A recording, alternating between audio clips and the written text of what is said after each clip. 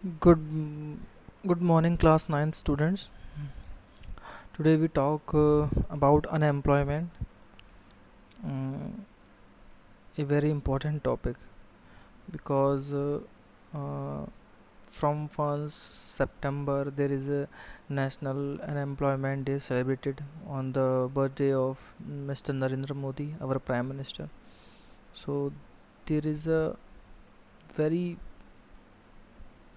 crucial time for the job seekers, exam aspirant, because there is no job.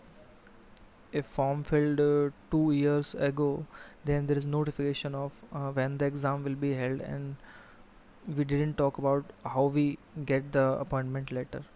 So there is a different kind of things in our country and related to economy. So let's talk about unemployment, बेरोजगारी. यहाँ पे एक कहानी होगी शाकाल और उसकी, जो पीछे पैराग्राफ्स में थी. मैंने आपको बोला था कि आप उस स्टोरी को रीड करें अच्छे से. तो आप देखते हैं कि वो अपने बच्चों को देखते हैं, अपने घर पे हेल्प करते हैं, अपने हस्बैंड की खेतों में मदद करती हैं. एक समझाया है पूरे एक कहानी के जरिए उस हिस्से को. तो उसमें आप देखते हैं कि जो शाकाल है, उसका भाई जीतू, उसकी सिस्टर सीतू, वो अपना टाइम स्पेंड करते हैं प्लेइंग, घूमने में और खेलने में, इन सब चीज़ों में. तो क्या आप शीला, जीतू और उन सबको अनएम्प्लॉयमेंट कह सकते हैं? क्या आप कह सकते हैं वो बेरोज़गार हैं? और अगर नहीं तो क्यों? और ये आंसर आपको तब मिलेगा जब आप वो कहानी पढ़ेंगे. मैं वो स्टोरी आपको नहीं बताऊंगा, क्योंकि मैं चाहता हूँ कि स्टूडेंट्स खुद भी एक बार वो चीज़ रीड करें, उन चीज़ों को देखें, उन चीज़ों को समझें. वो भी तो कुछ थोड़ा सा स्टोरी देखें, एक बार समझें. और वो स्टोरी बहुत नॉर्मल होती है, कुछ भी उसमें ऐसा हार्ड नहीं है. तो मैं भी देखना चाहता हूँ कि स्टूडेंट्स कितना सिंसियर है अपने उस वर्क के लिए. ठीक है. तो ये थी शकाल की और उनके भाई बहनों की और उनकी कहानी, जो घूम रहे हैं. तो उनमें पूछा गया है कि आप उनको बेरोज़गार कह सकते हैं या नहीं कह सकते हैं, और अगर नहीं तो क्यों. ठीक है, आगे देखते हैं. पहले समझते हैं कि क्या है. Unemployment is said to exist when people who are willing to work at the going wages can not find jobs. Employment कहते किसे हैं? अगर यहाँ पे आए डिफाइन, तो ये उसकी यहाँ से डेफिनेशन है बेटा, ये उसका आंसर है आपके पास. Unemployment is said to exist when people are willing to work at the going wages. बेरोज़गारी किसे कह सकते हैं आप? ये तब होती है, एग्जिस्ट होती है, कि जब लोग जो है वर्क की तलाश में जाते हैं जॉब फाइंड करने के लिए. इसे आप तब कह सकते हैं. ठीक. Sheela is not interested in working outside her domestic domain. और शीला को इंटरेस्ट नहीं है कि वो अपने घरेलू काम काज से बाहर जाके काम करे. जीतू सीतू हैं, वो बहुत छोटे हैं कि वो वर्क नहीं कर सकते. ठीक. और जो जीतू नीतू और शीला हैं, वो अनएम्प्लॉयमेंट के जरिए ही उनको काउंट किया जाएगा. अनएम्प्लॉयड हैं, वो बेरोज़गार हैं. The work force population include people from 15 years to 59 years. Yes, मैं बोलना भूल गया, यहाँ पे एक बेटा एक वर्ड आया है, work force population. Work force population क्या है?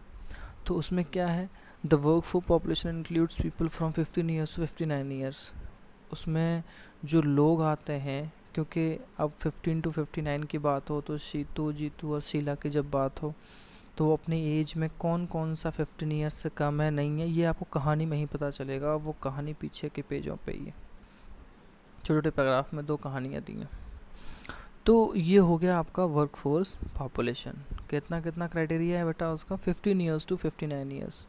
Shakal's brother and sister do not fall within age group, so they cannot be unemployed. अब शाकाल के जो भाई बहन हैं वो 15 ईयर्स से नीचे आ रहे हैं, इसलिए वो इस एज में काउंट नहीं होंगे और उनको हम अनएम्प्लॉयड नहीं कहेंगे. ये उसका आंसर है. शाकाल्स mother Sheila work for the family. अब उनकी माँ जो है वो वर्क कर रही हैं, तो उनकी उम्र तो वैसे ही ज़्यादा होगी. She is not willing to work outside her domestic domain for payment. अब वो भाई उसकी इच्छा नहीं है कि वो बाहर से घर जाके काम करे, क्योंकि छोटे छोटे बच्चे हैं, उसको घर पे भी अपने हस्बैंड के साथ, सॉरी खेतों पे अपने हस्बैंड के साथ टाइम देना होता है और घर पे भी टाइम देना होता है. She too can not be called unemployment, इसलिए हम उसको अनएम्प्लॉयड नहीं कह सकते. शाकाल जो ग्रैंड पेरेंट्स हैं और उनको मेंशन नहीं किया स्टोरी में, can not be called unemployed, उनको भी नहीं कह सकते क्योंकि उनकी एज अगर 59 से ऊपर है तो उनको हम नहीं कह सकते। In case of India we have unemployment in rural and urban areas. अगर हम इंडिया की बात करें तो यहाँ जो बेरोज़गारी है वो शहरी और गांव दोनों ही रीजन्स में है। However the nature of unemployment differ in rural and urban areas. हाँ, ये चीज़ अलग है कि जो उनका उसका नेचर है वो अलग हो सकता है। ठीक, अब यहाँ पे देखिए कई सारे वर्ड्स आएंगे अच्छे अच्छे आपको समझने के लिए।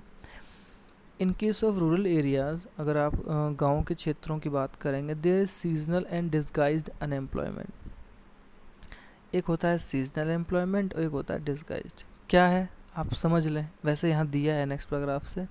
सीजनल को आप इसके वर्ड से ही समझ सकते हैं कि सीज़न के अकॉर्डिंग गांव में जब फसलें कटती हैं तभी लोगों को मजदूरी या पैसा कमाने का टाइम मिलता है, बाकी टाइम में वो बेचारे अनएम्प्लॉयड रहते हैं। तो देखिए यहाँ से इसको डिफ़ाइन किया है, तो अगर डिफ़ाइन सीजनल एम्प्लॉयमेंट, अनएम्प्लॉयमेंट और डिस्गाइज अनएम्प्लॉयमेंट आएगा तो उसका आंसर आप यहाँ से लिखेंगे। देखिए, seasonal employment happens when people are not able to find job during some month of the year. ठीक, तो ये जो चीज़ें हैं। अच्छा, दूसरी चीज़ ये है कि ज़रूरी नहीं है कि बेटा मैं होमवर्क दूँ तो आपको अलग से असाइनमेंट में वो चीज़ें आपको सेंड करूँ। तो कोशिश आप ये कीजिए कि जब मैं आपको यहाँ बता रहा हूँ कि डिफाइन सीजनल अनएम्प्लॉयमेंट और डिस्गाइज्ड अनएम्प्लॉयमेंट, तो उसका आंसर आप यहाँ से अच्छे से लिखें देख के। ये चीज़ आप खुद भी समझते हैं, जानते हैं, समझते हैं, तो आप ये नहीं कहेंगे कि सर ने होमवर्क दिया नहीं है। ये मैं इसीलिए बोल रहा होता हूँ define seasonal unemployment, disguised unemployment. आप इन चीज़ों को समझिए, आपको लिखना होता है। ओके, तो कहने का मतलब है कि वो तब होता है जब लोगों को फाइंड जॉब करने के लिए जाते हैं, उन्हें मिलता नहीं है, कुछ समय जो बीतता है साल में। People dependent upon agriculture usually face such kind of problem. अब ये दिक्कत उन लोग के साथ सबसे ज़्यादा आती है जो एग्रीकल्चर से जुड़े हुए हैं। आगे देखिए, there are certain busy seasons when sowing, harvesting, weeding and threshing is done. अब सिर्फ कुछ ही टाइम ऐसा होता है जिसमें ये सारी चीज़ें होती हैं, पूरे साल भर तो ये चलता नहीं है। तो जब उस टाइम में आपको वर्क नहीं मिलेगा, उन सब टाइम पीरियड के होने के बाद, तो आपको उसमें जब कुछ भी मिलेगा नहीं तो आपको बेरोज़गार कहा जाएगा। तो सर्टेन मन do not provide much work to the people dependent on agriculture. और उसी टाइम के बाद एक सर्टेन पीरियड ऐसा होता है कि जब लोगों को किसी भी तरह का काम नहीं मिलता एग्रीकल्चर में, जो कि डिपेंड है एग्रीकल्चर। तो ये क्या हुआ, सीजनल। जैसे मान लीजिए अभी गेहूँ की शुरुआत होगी, अभी गेहूँ की बुवाई शुरू नहीं हुई है, तो इस टाइम बहुत सारे लोग बेरोज़गार पड़े होंगे बाजरे की कटाई तक। बाजरे की कटाई के बाद बुवाई हो जाएगी, तो बुवाई होने के बाद तो कोई काम होता नहीं है। जब कटाई होगी उसकी मार्च अप्रैल में जाके तब लोगों को रोज़गार मिल पाता है, मजदूरी मिल पाती है, तो बीच के 4 महीने वो कहाँ जाएंगे। तो सर्टेन टाइम में काम मिलता है और सर्टेन में नहीं, तो वो उसे कहते हैं सीजनल अनएम्प्लॉयमेंट। आगे देखिए, डिस्गाइज्ड में क्या है, ये डिस्गाइज्ड की यहाँ से डेफिनेशन है। ठीक, ये उसका आंसर है। यहाँ से देखिए आंसर, देखिए, in case of disguised unemployment people appear to be employed. कहा तो ये जाता है कि उनको जॉब मिला हुआ है, रोज़गार दिया हुआ है। They have agriculture plot where they find work. उनके पास एग्रीकल्चर का अपना एक हिस्सा है, एक ज़मीन है, उस पर वर्क करते हैं। This usually happens among family members engage in agriculture activity. इसमें भी वही लोग आते हैं ज़्यादातर एग्रीकल्चर एक्टिविटी में शामिल होते हैं। The work require the service of 5 people but engage 8 people. Disguise को आप समझिएगा, एक ऐसी मतलब बेरोज़गारी जिसमें कि ज़रूरत है 5 लोगों की, लेकिन उसमें लगे हैं 8 लोग, तो बाकी के 3 लोग कैसे हैं। ये वो बेरोज़गारी है जो आपको सामने से दिखेगी तो आप सोचेंगे बेरोज़गार नहीं है, बट छुपी हुई बेरोज़गारी कहते हैं, डिस्गाइज्ड। पूर्ण रूप से जो रोज़गार नहीं होते हैं वो लोग। तो 3 peoples are extra. These 3 peoples also work in the same plot as the others. ये भी उसी प्लॉट में, उसी ज़मीन के हिस्से में काम कर रहे हैं जहाँ अदर लोग काम कर रहे हैं। प्रॉब्लम क्या है, कंट्रीब्यूशन जो 3 का एक्स्ट्रा लोग का जा रहा है उसको कंट्रीब्यूशन में नहीं जोड़ा जाएगा जो 5 लोग कर रहे हैं उसमें। यानी कि 5 लोग का ही काम है तो 5 लोग को ही ऐड किया जाएगा, 8 लोगों को ऐड नहीं किया जाएगा। तो इसमें जो 3 लोगों का वर्क हुआ, एफर्ट हुआ, जो मेहनत हुई, वो ऐड नहीं हुई। If 3 people are removed, the productivity of the field will not decline। और वहाँ से अगर इन 3 लोगों को बेटा अगर आप हटा दें, 5 ही लोग को लगा रहने दें, क्योंकि 5 की ज़रूरत है, तो 3 लोग के हटने से उसकी प्रोडक्टिविटी में कोई फ़र्क नहीं आएगा उस फील्ड के। The field require the service of 5 people and the extra peoples are disguised unemployed. अब 5 लोग की ज़रूरत है, 3 की नहीं है। ये कहते हैं ना फालतू हो गया, बेवजह हो गया, तो उसे कहते हैं छुपी हुई बेरोज़गारी। ये उसमें छुपे हुए 3 लोग हैं, उनकी ज़रूरत नहीं लेकिन फिर भी कर रहे हैं। तो ये इस तरह की चीज़ें हैं। इन case of urban areas educated unemployment has become a common problem. अब पढ़े लिखे लोगों की बेरोज़गारी भी बहुत बढ़ रही है, ये चीज़ भी आप देखें। ठीक, many youth with matriculation graduation post graduation degree are not able to find job. पढ़े लिखे लोग हैं, उनको जॉब नहीं मिल रहा है। A study showed that unemployment of graduate and post graduate had increase faster than among matriculation. Matriculation बेटा 10th को बोलते हैं। तो कहते हैं जितने लोग 10th पढ़े लिखे बेरोज़गार नहीं है, उससे कहीं ज़्यादा ग्रेजुएट और पोस्ट ग्रेजुएट पढ़े लिखे बेरोज़गार हैं। कितनी अजीब बात है ना। A paradoxical manpower situation is witnessed as surplus of manpower in certain categories coexist with shortage of manpower in other. Paradoxical का मतलब ये है कि जो आप सामने से मैन पावर की सिचुएशन देखना चाह रहे हैं, जो दिख रहा है, और सरप्लस ऑफ मैन पावर मतलब सरप्लस मतलब जो ज़्यादा से ज़्यादा है। अभी पीछे था ना, ज़रूरत है 8 की लेकिन 3 लोग एक्स्ट्रा कर रहे हैं, सरप्लस। तो वो कई कैटेगरीज में एग्जिस्ट करती भी है और कई कैटेगरीज में आप देखेंगे वही चीज़ शॉर्टेज की तरह काम कर रही है मैन पावर की। अजीब बात है ना। There is unemployment among technically qualified person on one hand. अब दूसरी तरफ आप देखेंगे कि अनएम्प्लॉयमेंट वो लोग भी हैं जो टेक्निकली क्वालिफाइड हैं वो लोग भी अनएम्प्लॉयड हैं। While there is a dearth of technical skills required for economic growth. लेकिन प्रॉब्लम ये है कि टेक्निकल स्किल्स भी रिक्वायर्ड हैं टेक्निकल इकोनॉमिक ग्रोथ के लिए, तो हैं भी, तो वो लोग अनएम्प्लॉयड भी क्यों हैं। दोनों ही चीज़ें सामने आ गई। Unemployment leads to wastage of man power resources. अब जैसे इंडिया में बहुत सारे लोग बेरोज़गार घूम रहे हैं, कोई काम धंधा नहीं है, तो जो मैन पावर सोर्स है उसको आप वेस्टेज कर रहे हैं, तो वो कंट्री तरक्की कभी नहीं कर सकती है। ठीक, people who are an asset for the economy turn into a liability. जो लोग प्रॉपर्टी हैं, प्रॉपर्टी एसेट प्रॉपर्टी होता है इकोनॉमी के लिए, वो लायबिलिटी में बदल जाते हैं। क्यों? क्योंकि वो हम पे निर्भर हो गए। घर में कमाने वाला एक है, खर्च करने वाले 4 हैं, तो निर्भर हो गए। आगे देखिए, there is a feeling of hopelessness and despair among the youth. और फिर एक ना उम्मीद, ना खुशी और दबाव का महसूस आता है युवाओं में, जो नौकरी पेशे वाले ढूंढने वाले लोग होते हैं।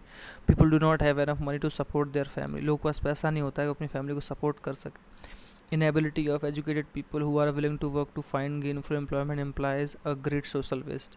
अब जो इनेबिलिटी है एजुकेटेड पीपल की, अब उनका इस तरह से जो गेनफुल एम्प्लॉयमेंट था वो ग्रेट सोशल वेस्ट की तरह वर्क कर रहा है। आप सोच सकते हैं, वेस्ट है वो एक तरह से पूरा। Unemployment tends to increase economic overload. होता क्या है कि अनएम्प्लॉयमेंट की वजह से हमेशा इकोनॉमिक ओवरलोड बढ़ता है, जो कि जैसे कि इस टाइम इंडियन गवर्नमेंट पे होगा उस तरह से।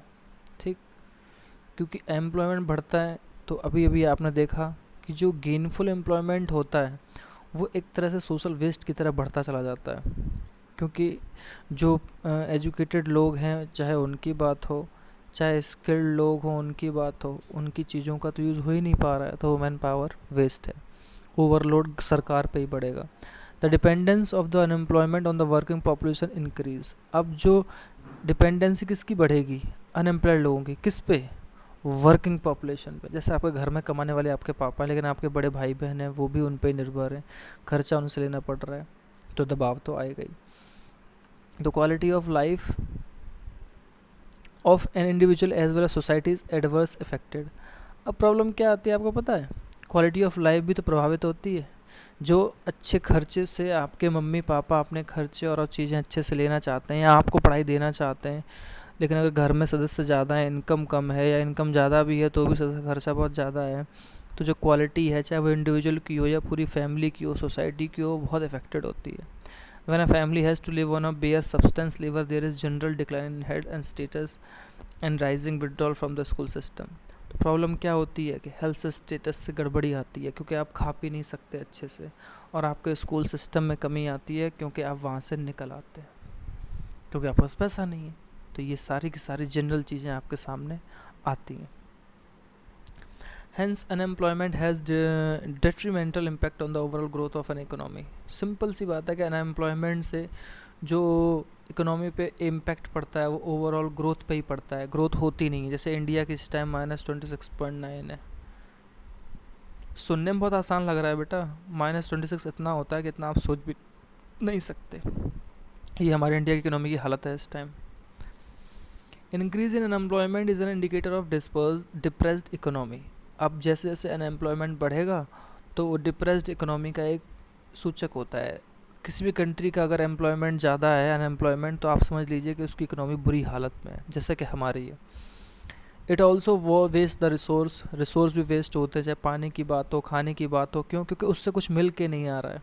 जैसे आप किसी को खाना, फूड, हर चीज़ दे रहे हो और वो बदले में आपको कुछ काम करके दे रहा है, तो वो चीज़ आपकी वेस्टेज नहीं कहलाएगी। लेकिन ये सारी चीज़ भी वेस्ट हो रही होती हैं, which could have been gainfully employed, जिनको कि बहुत फ़ायदे के लिए, या जिनके लिए आप कह सकते हैं कि जो गेनफुली, जो आपने एम्प्लॉयमेंट से मिलना चाहिए, वो आपको नहीं मिल रहा है। If people can not be use as resource, they naturally appear as a liability to the economy. अगर लोगों को एज अ रिसोर्स यूज़ ना किया जाए तो नेचुरली, प्राकृतिक तौर पे यही कहा जाएगा कि वो दूसरे पर निर्भर है। और किस पर निर्भर है? इकोनॉमी पे। इन case of India, statistically data की बात करें, अनएम्प्लॉयमेंट रेट इज़ लो, बहुत कम है। A large number of people represented with low income and productivity are counted as unemployed।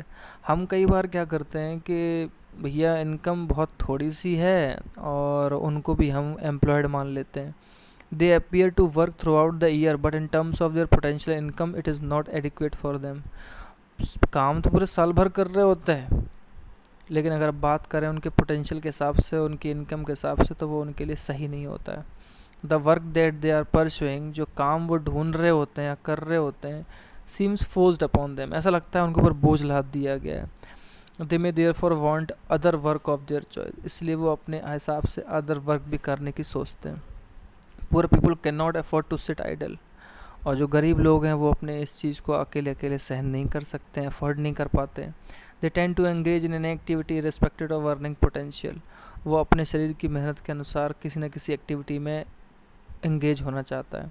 There earning keeps them on a bare substance level, और उनकी earning ही उन्हें उस level तक पहुंचाने में हेल्प करती है। देखिए, ये स्टोरी ऑफ विलेज है बेटा, ये आपका होमवर्क है, आपको रीड करनी है। जब रीड करेंगे तो जो आगे के टॉपिक नेक्स्ट क्लास में आएंगे वो आप तभी समझ सकते हैं जब आप ये स्टोरी रीड करेंगे। बहुत छोटी छोटी अच्छी स्टोरी होती हैं जिससे कि आप चीज़ों को ब्रॉडली समझ सकते हैं। तो आप प्लीज़ उस पर थोड़ा सा ध्यान देंगे, जो हम आपको छोटा छोटा वर्क देते हैं वो। ठीक है, ये उसी चीज़ की बात हो रही है अनएम्प्लॉयमेंट की। अगर एम्प्लॉयमेंट स्ट्रक्चर की बात करें कि वो कैसे कैटेगराइज किया है, तो सेल्फ एम्प्लॉयमेंट भी प्राइमरी सेक्टर में उसको जोड़ा गया है। The whole family contribute in the field even though not everybody is really needed. वही वाली बात जो अभी आई थी डिस्गाइज्ड में, कि ज़रूरत पूरी फैमिली की नहीं है लेकिन फिर भी पूरी फैमिली लगी हुई है। So there is disguise unemployment in the agriculture sector, तो एग्रीकल्चर सेक्टर में डिस्गाइज अनएम्प्लॉयमेंट होता ही होता है। But the entire family shares what has been produced, और पूरी फैमिली उस चीज़ में शेयर करती है अपने आप को कि उन्हें क्या उगाना है। This concept of sharing of work in the field and the produce raise reduce the hardship और अनएम्प्लॉयमेंट इन रूरल सेक्टर। अब इस तरह का वर्क में एंगेज होना जितने की ज़रूरत भी नहीं है, तो किस चीज़ को बढ़ावा देती है? बेरोज़गारी को। किस में? रूरल सेक्टर में। But this does not reduce the poverty of the family. हाँ, लेकिन इससे गरीबी नहीं घटेगी। ग्रेजुअली सरप्लस लेबर बढ़ेगा घर का, क्योंकि वो माइग्रेट भी कर सकते हैं विलेज में, जॉब सर्च करने के बाद एक गांव से दूसरी जगह गए, शहरों में चले गए। तो ये सारी चीज़ें हैं। यहाँ से बेटा एम्प्लॉयमेंट के सिनेरियो की बात की है, 3 सेक्टर्स की, एग्रीकल्चर की, प्राइमरी की और टेरिटरी की। ये हम आपको आज की क्लास में तो नहीं करवाएंगे, ये आपको हम करवाएंगे नेक्स्ट क्लास में, कल की क्लास में। तो छोटी छोटी डेफिनेशन है और डिफ़ाइन करने को आपको क्वेश्चन दिए हैं, आपको वीडियो क्लास में ही जो चीज़ें बताई जाती हैं, तो आप काइंडली उस चीज़ पे थोड़ा सा अटेंशन दें और उनको आप राइट करें अपनी नोटबुक में।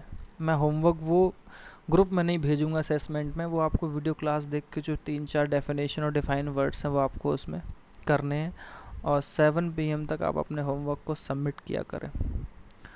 ओके, जो लोग नहीं कर रहे हैं शायद वो बहुत बिजी हैं, शायद वो अपने घर बार में खर्चा पानी चला रहे हैं। हाँ, वो सबसे ज़्यादा जॉब करने वाले लोग हैं, उनको थैंक यू, क्योंकि वो होमवर्क नहीं भेजेंगे और बाकी लोग जो सिंसियर हैं वो होमवर्क भेजा करें, मुझे बार बार कहने की ज़रूरत आपको ना पड़ा करे। बहुत से होशियार बच्चे हैं वो नहीं भी भेजते हैं, तो ये अच्छी बात नहीं है। आप अपने टीचर्स का ओबे कीजिए, रिस्पेक्ट कीजिए, उनकी बात मानिए और उनको वो वर्क भेजिए जो वो कहते हैं। After all I am a class teacher also. Okay class, thank you, have a nice day.